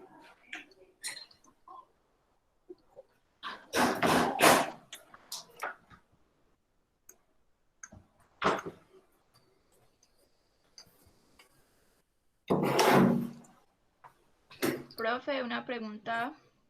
Dale. Los factores de visión, audición, los de memoria y los de movimiento, ¿esos todos son del bloque 2? Sí. ¿O me perdí? Sí, todos son del bloque 2. El único en el bloque 3 es el de regulación y control. Y el del bloque 1 es el inespecífico y el emocional, ¿cierto? Sí, Que es el del tallo cerebral. Ah, bueno. sí, exactamente, exactamente. Entonces, ustedes ya con eso, digamos que dependiendo del lugar que haya una lesión, ustedes pueden, digamos, hipotetizar, pensar cuáles pueden ser las posibles consecuencias en función de que los factores, digamos, que trabajan, participan en esas regiones cerebrales. Entonces, con eso en mente, digamos que ya tenemos como el esbozo de lo que significa, ¿no? La exploración de los factores neuropsicológicos y en qué condiciones nosotros lo vamos a implementar, cuándo lo vamos a utilizar. Prácticamente, nosotros vamos a utilizar el concepto de factor neuropsicológico como una explicación que hacemos desde la histórico-cultural, desde el episteme histórico-cultural. Es decir, si ustedes son, obviamente cada uno de ustedes pues, tiene su propio enfoque, ¿no? O sea, cada uno dice, bueno, yo soy más psicoanalítico, soy más humanista, soy más cognitivo-conductual. Dependiendo del enfoque, pues nosotros vamos a atribuir también unas posibles causas, ¿vale?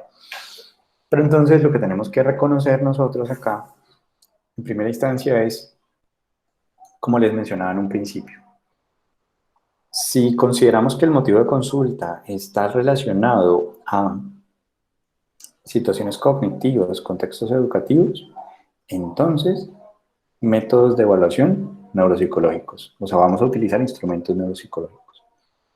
¿Listo?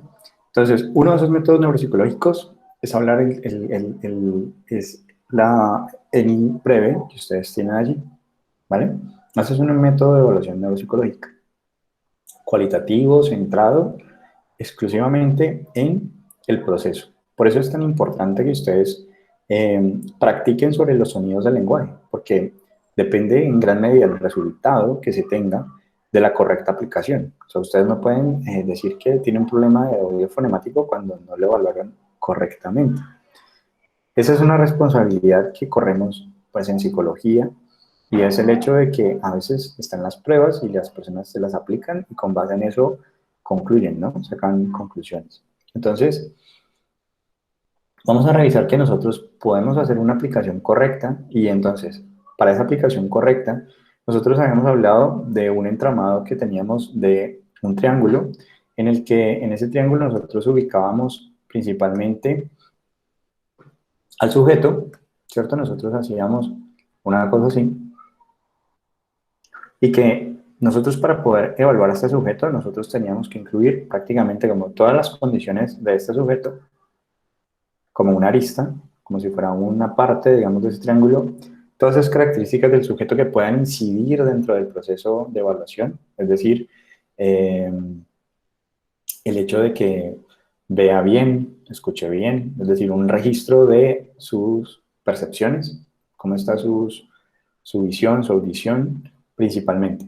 Es decir, si yo sospecho que hay una hipoacusia, hay una disminución de la escucha, entonces, pues necesito un dispositivo, una herramienta tecnológica que mejore, digamos, el desempeño, lo ponga, digamos, a escuchar bien, para que la dificultad no se note. Es decir, yo puedo tener una niña que va a perder el año y resulta que va a perder el año porque no ve bien. Y ya, pero no es porque tenga una dificultad a nivel de memoria o de atención, sino que con unas gafas se corrige. Bien, entonces, desde las características del sujeto estarían esos elementos como tener en cuenta el momento en el cual se encuentra la persona, edad, porque la edad determina también el instrumento que vamos a utilizar. Dentro del sujeto también importante entender que existen unas características heredofamiliares que tenemos que considerar, es decir, toda su historia filogenética, toda su historia como especie, pero también a nivel de sujeto, toda su historia ontogenética, es decir, su historia como persona. ¿Cuáles son esas características personales? Entonces, por eso en la historia clínica nosotros vamos a tener un apartado que se llama antecedentes heredofamiliares y antecedentes personales. Los personales hablan de su ontogenia, desde que nace hasta el momento de la evaluación. Y allí vamos a recopilar todos esos hallazgos clínicos, esas pruebas, esas evidencias psicológicas que se configuran en términos de entender, explicar por qué le fue como le fue en los instrumentos. Y de hecho también pueden ayudarnos a tomar decisiones respecto a qué instrumentos utilizar. Bien, entonces, dentro de estas características del sujeto, nosotros vamos a incluir allí todos estos elementos sociodemográficos, pero principalmente centrándonos en que este sujeto tiene unas características que van a jugar un papel dentro del desempeño. Entonces, las características típicas que nosotros vamos a encontrar dentro de este proceso es antecedentes heredofamiliares, saber si dentro de su historia familiar tiene algún antecedente de salud física o mental, y a nivel personal, si tiene algún antecedente de salud físico o mental que pueda estar incidiendo en el resultado. A su vez, si hay algún consumo de algún tipo de sustancia, algún tipo de medicamento, algún tipo de dieta especial, alguna condición de base que pueda ayudarnos a entender cómo nos tenemos que dirigir, qué instrumentos podrían ser más favorables para la evaluación, ¿vale? Entonces, esas características del sujeto las vamos a incluir, a tener en cuenta, y van a estar dentro de nuestra historia clínica. Otro elemento que habíamos hablado era el de los instrumentos. El de los instrumentos, que los instrumentos midan lo que queremos que midan, y entonces ahí nos vamos a centrar ya a abrir el instrumento de la INI breve para que exploremos entonces las dudas que tienen ustedes respecto a la aplicación. Y por el otro lado teníamos el ambiente, y el ambiente en términos de unas horas adecuadas, una luz, un espacio físico, un silencio, unas condiciones que garantizan que no pensemos, ¿será que por el ruido, será que por la iluminación, será que por la silla, será que por el lápiz fue que le fue mal? Y que podamos controlar eso. Y también dentro del sujeto o sea, que yo cite, digamos, a unas horas en las cuales típicamente el sujeto a esa hora tiene una activación cortical adecuada. O sea, si él está en vacaciones y normalmente se levanta a las 10 y yo lo cito a las 7 de la mañana, difícilmente voy a encontrar un sujeto con una activación cortical adecuada. O sea, le va a costar bastante poder rendir adecuadamente. Entonces yo voy a tratar también de considerar esos elementos. Dicho lo anterior, no sé si tienen preguntas respecto a los factores, para que entonces entremos a revisar instrumentos, o sea, cómo aplicamos, digamos, este primer instrumento.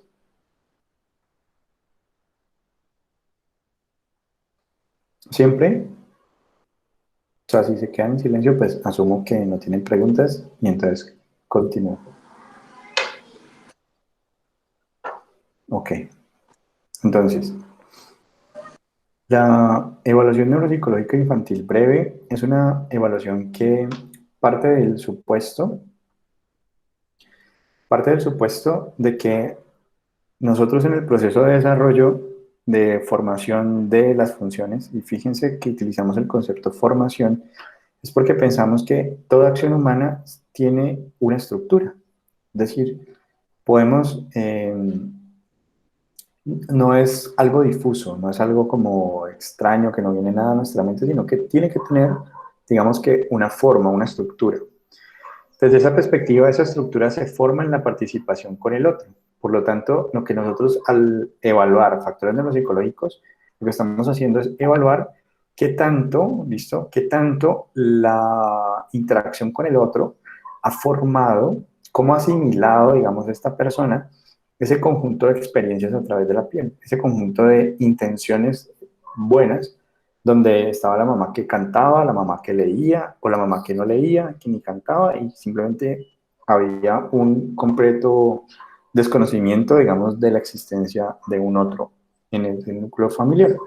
Entonces, vamos a ver cómo tiene diferentes efectos crecer en un ambiente o en otro, y entonces lo vamos a constatar en función de evaluar cómo resultado de esa acumulación de experiencias ha impactado en ese cerebro. ¿Por qué? Porque cada factor es un músculo. Básicamente pensémoslo así.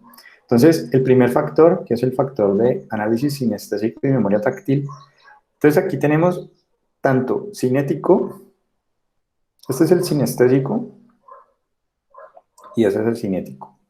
Entonces, en términos del cinético, ¿qué elementos tenemos que tener en cuenta? Yo aquí, pues me imaginaba un poco que tuviéramos una sesión más, bueno, yo leí, digamos, el manual y lo intenté aplicar, no entendí esta parte, precisame esta, o casi que un asunto más de, de nosotros construir, o sea,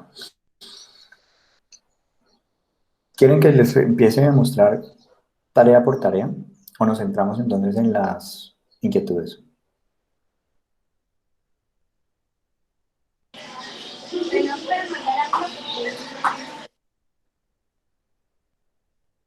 Profe, yo creo pues sería bueno como ir explicando punto por punto, ¿no? Ok, listo. Entonces la primera tarea es reproducción de posiciones de los dedos en la mano contraria, ¿vale? Para nosotros ejecutar esta tarea, recuerden que, como ya ustedes saben acerca de factores neuropsicológicos, si la persona ve, ¿listo? Puede ver, entonces, digamos que no va a requerir tanto la ruta de procesamiento sinestésica, porque puede apoyarse de lo que ve. Es decir, puede apoyarse en los factores visuales, perceptivo analítico y perceptivo global para realizar la tarea, viendo cómo se hace, ¿vale?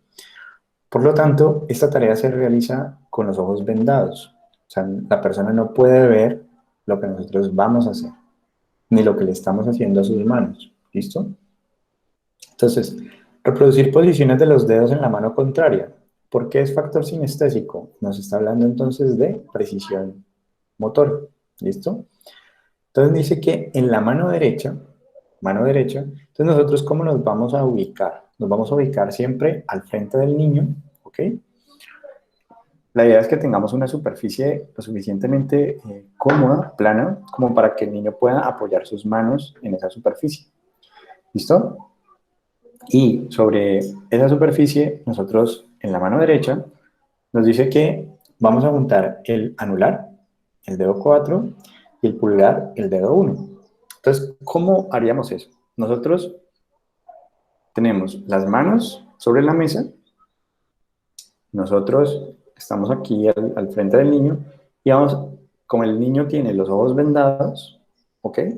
O nosotros cubrimos las manos del niño, ponemos una hojita aquí para que él no vea lo que nosotros vamos a hacer, por si el niño de pronto le angustia un poco cerrar los ojos, vendarse los ojos. Entonces lo que podemos hacer es cubrir con una hoja, con un obstáculo visual, las manos del niño, ¿vale? Entonces colocamos allí algo que obstaculice o le pedimos al niño que cierre los ojos, sabiendo que a veces los niños hacen trampa, pero entonces que cierre los ojos y colocar entonces un obstáculo además como para cubrir, ¿vale? Con eso entonces, ¿qué hacemos? Le decimos, sientes lo que estoy haciendo y entonces yo tengo que ser muy preciso, no puedo contaminarlo todo, es decir, de cogerle toda la mano, no tengo que ser muy preciso, sientes lo que estoy haciendo y voy a juntar el anular y el pulgar en la mano derecha, se lo voy a juntar, ¿listo? Lo juntamos y lo volvemos a colocar. Lo separamos. Entonces, cuando yo le digo, ¿sientes lo que estoy haciendo? Entonces el niño me dice, sí. Ok, separamos. ¿Puedes hacerlo en tu otra mano? Entonces el niño lo va a hacer en su mano izquierda. Entonces, juntar anular y pulgar en la mano derecha. ¿Listo? ¿Sientes lo que estoy haciendo? Sí. ¿Puedes hacerlo? ¿Qué hacemos? Verificar si el niño puede hacerlo. Por lo tanto, al lado donde dice observaciones, nosotros ahí lo que vamos a hacer es decir, si lo hace con dificultad, ¿qué sería hacerlo con dificultad? Sería que hace un movimiento que no tiene que ver con el movimiento original, por ejemplo, saca la lengua para poder hacer el movimiento, utiliza varios dedos, 2 dedos, ¿vale? Para hacerlo, 2 dedos y luego corrige, ¿vale? Esto es hacerlo con dificultad. Hacerlo correctamente sería el movimiento con la precisión. Cuando hay algún tipo de error en la precisión, por ejemplo, esto y luego esto, lo hace pero con errores, ¿vale? O la imposibilidad de hacerlo. ¿Qué sería la imposibilidad de hacerlo? Pues que hace esto, o que hace esto, o que hace esto. ¿Ok? Eso sería, por lo tanto, entonces tenemos como que 3 criterios todo el tiempo durante la evaluación. Hacerlo correctamente, hacerlo con errores o no hacerlo. ¿Listo? Entonces, juntamos que él no ve lo que estamos haciendo para que no haya apoyo por otra modalidad, sino que requiera para poder hacer la tarea procesamiento táctil. Entonces él tiene los ojos cerrados, sientes lo que estoy haciendo, él ahí está haciendo uso del factor sinestésico, precisión motora, sientes lo que estoy haciendo, sí, ok, lo separamos, puedes hacerlo en tu mano, muy bien, y ahí con eso registramos esta primera fila al lado de la primera tarea. ¿Sientes lo que estoy haciendo? Sí. ¿Puedes hacerlo? Ok. Listo. Separamos y le decimos, ¿puedes hacerlo en tu otra mano? Y vamos a mirar si puede hacerlo en su mano contraria, ¿vale? Y lo mismo, hacerlo con errores o no hacerlo. ¿Ok? Eso es lo que vamos a hacer en punto 1 y repetir la posición número 1. ¿Listo? Aquí que es importante, nosotros con esto pues vamos a ver el sistema, digamos, aferente, el registro de la información, ¿vale? Por la mano que le estamos pidiendo que lo haga. Entonces, ¿cómo se registra la información? Ok, está entrando bien, se está registrando bien, ¿ok? Muy similar a cuando yo le digo Duna Luna. Entonces, ¿cómo está quedando guardada la información? ¿Cómo está haciendo la información táctil registrada? ¿Sientes esto? Sí, hazlo. Y lo hace bien, así está guardando bien. O sea, no hay distorsión, ¿listo? Ahora, repítelo en tu otra mano, diferente. Cómo esa información que ha sido almacenada, registrada, se puede hacer en la mano contraria. ¿Listo? Entonces ya tenemos ahí la primera parte. Ahora, siguiente parte. En la mano izquierda vamos a levantar el dedo índice y medio. Entonces, tenemos las manitos aquí y vamos a levantar entonces. Entonces le voy a decir, ¿sientes lo que estoy haciendo? Sí, muy bien. Hazlo, por favor. Levanta sus 2 dedos. Bueno, pero pues él solito, ¿no? Entonces, levanta los 2 dedos. ¿Listo? Esa levantar los dedos, puede hacerse, ¿vale? Puede hacerse tratando de replicar lo que habíamos hecho en un inicio. Las manos normalmente cuando tienen apoyo, o sea, sobre la mesa, no sé si ustedes pueden ver ahí mejor, así. Cuando están sobre el apoyo, digamos, es mucho más sencillo de realizar. O sea, sientes lo que estoy haciendo, levanto, muy bien. Ahora hazlo tú, debe levantar. Si el niño, por ejemplo, a este movimiento le agrega, por ejemplo, este movimiento, pues se hace con dificultad, ¿ok? Con error. ¿Tendría que hacerlo? Así, ¿ok? Entonces lo hago en la mano izquierda, muy bien. Ahora, por favor, hazlo en tu otra mano. Entonces debe hacer esto. Si hace esto, o hace esto, tendríamos la imposibilidad para hacerlo. Ahora, con eso ya tendríamos las tareas de número 1. Reproducción de posiciones de los dedos en la mano contraria oral. Reconocimiento de objetos. Entonces, en el reconocimiento de objetos, es muy importante que lo que vayan a utilizar no esté a la vista del niño. Es decir, si yo, por ejemplo, no sé, ustedes vieron, aquí tengo un vaso, tengo un lápiz, ¿vale?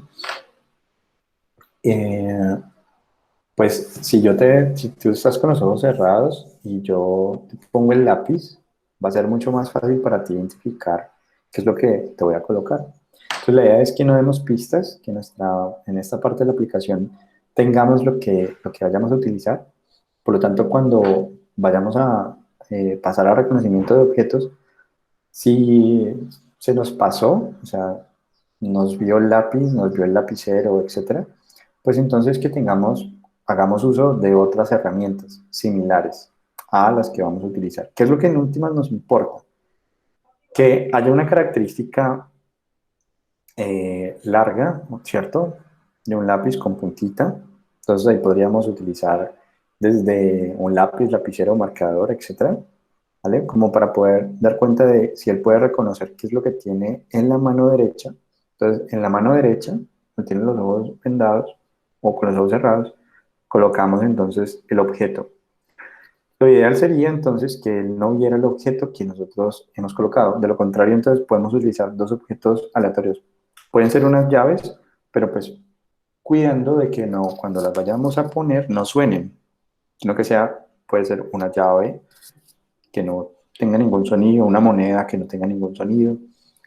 Los anillos, pues si me lo ve y escucha que yo estoy ahí luchando para quitármelo, pues son pistas. Entonces el asunto es utilizar dos objetos, uno lo vamos a colocar en la mano derecha y otro en la mano izquierda para reconocer. La idea es que uno sea más grande y el otro más pequeño, que uno tenga una forma circular y el otro tenga una forma más alargada y puntiaguda.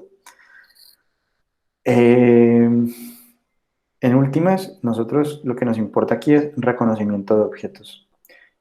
Si por ejemplo, tenemos, no sé, una ficha de parqués, por ejemplo, las fichitas así de colorcitos para jugar. Y nosotros sabemos que el niño nunca ha tenido contacto con este tipo de elementos, pues por más interesante que sea la forma y que no la haya visto y yo quiero ser, digamos, un psicólogo entretenido, pues no sería lo recomendable porque si ustedes notan, el lápiz y el anillo son elementos o objetos que, digamos, están en la vida cotidiana del niño. Entonces tendríamos que pensar en objetos que estén también en la vida cotidiana de un niño y que tengan unas características de que no lo haya visto, que no lo pueda escuchar, que tenga que hacer uso del reconocimiento táctil, ¿vale? ¿Vamos bien hasta ahí?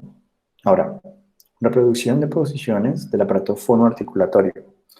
Entonces, antes de nosotros diagnosticar cualquier tipo de dificultad del lenguaje, la recomendación es hacer esta exploración del aparato fonoarticulador.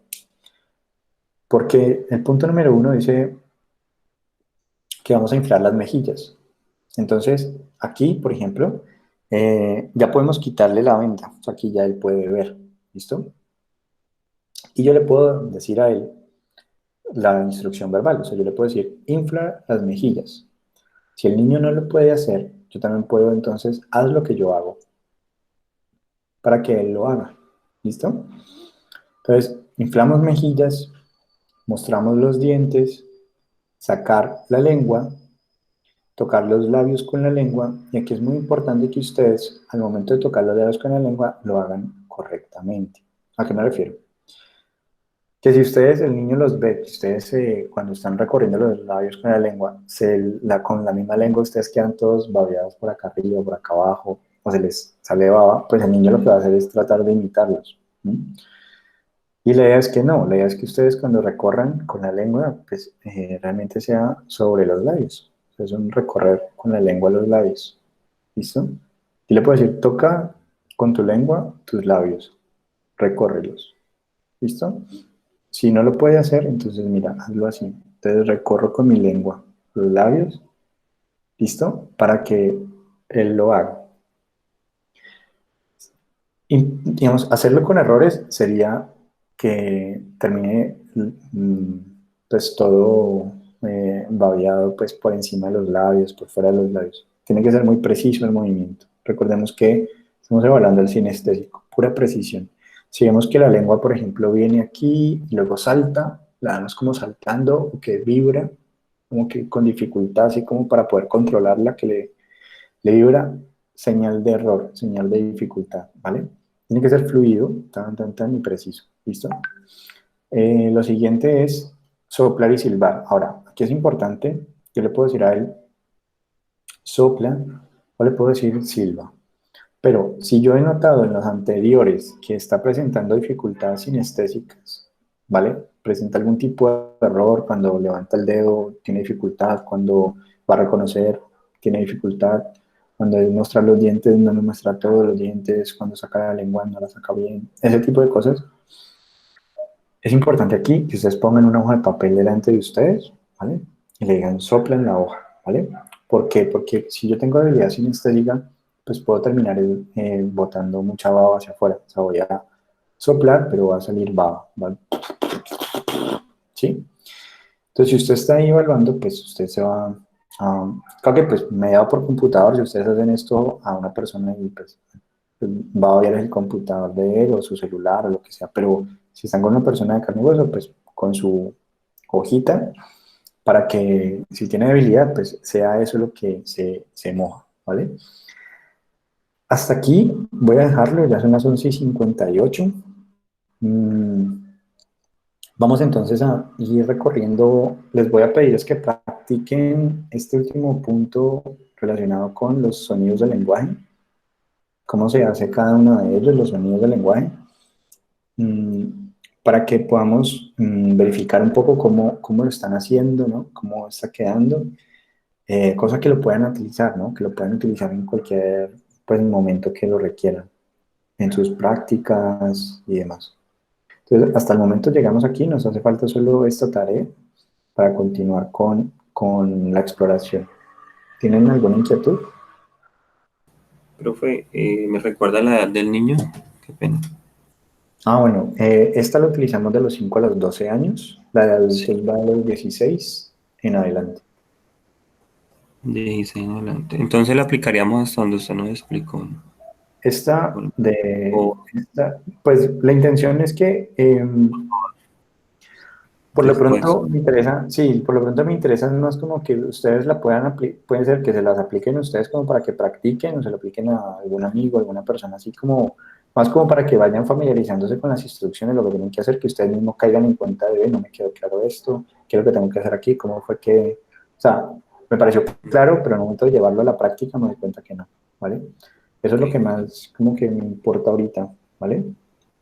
Después, cuando lo apliquemos, no hay que grabar, ¿cierto? O sea, solamente la observación y anotarlas. Pues. Sí, digamos que eso lo conversamos para ver cómo hacemos el ejercicio de práctica, ¿vale? Gracias, profe. Dale. Bueno, entonces, que estén muy bien, que les vaya muy bien, muchos éxitos. Chao, profe. Gracias. Gracias, profe. Profe, una pregunta. ¿Tú vas a montar la otra clase en Moodle o la vas a enviar por el chat? Sí, la voy a enviar. La voy a enviar por chat. Gracias. Bueno, chao. Y estamos esperando así tip. Bye. Sí, también. Digo, ¿no? Sí. Chao. Estén bien. Chao. Igual. Chao, profe.